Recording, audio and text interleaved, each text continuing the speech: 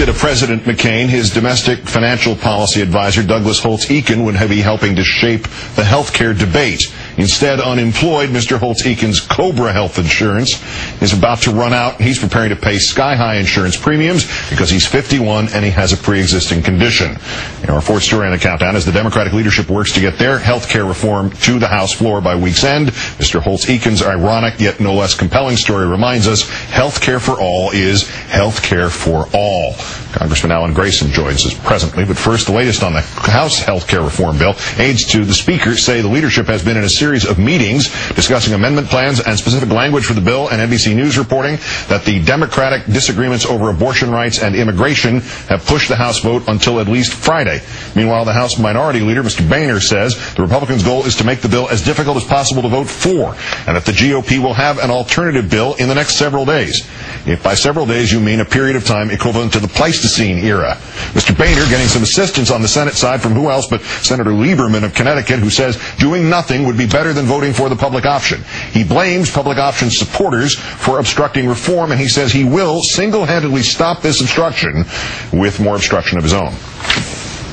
The government going into the health insurance business, I think it's such a mistake that I would use the power I have as a single senator to stop a final vote.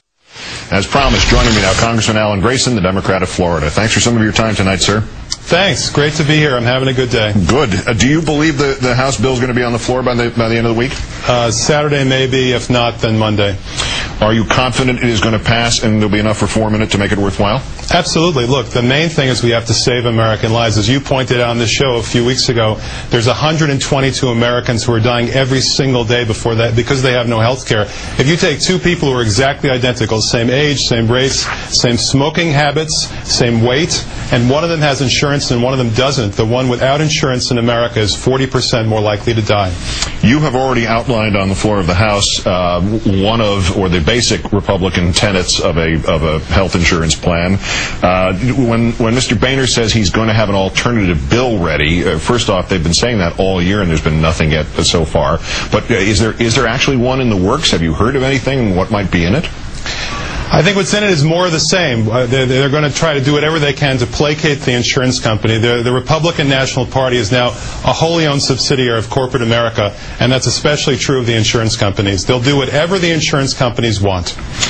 Did you, to that point, find it telling in that little clip we just played of Senator Olbermann, where he said the government going into the health insurance business is such a mistake? This really does mainline back to the fact of which state he represents and who his largest campaign contributors are, does it not?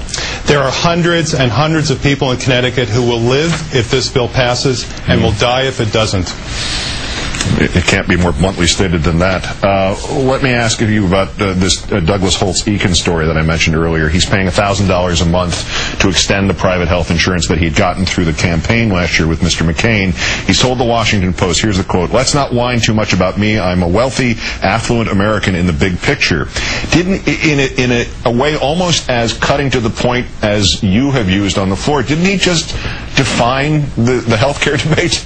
Sure he has. Look, go to our website, namesofthedead.com, and you'll see what life is like for real Americans who can't get health care.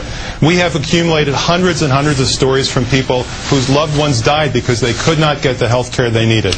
And that's America right now. That's an America we want to put behind us.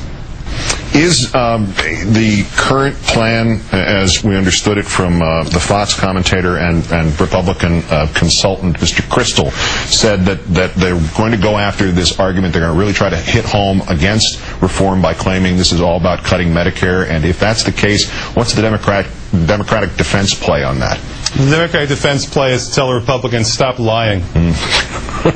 Congressman Alan Grayson of Florida, as always, to the point and succinct, and great thanks for being both and for your time tonight. Thank you very much, Keith. We're close to the end of this long, long road to affordable, universal, comprehensive health care in America. Amen. Congratulations in advance. Thank you.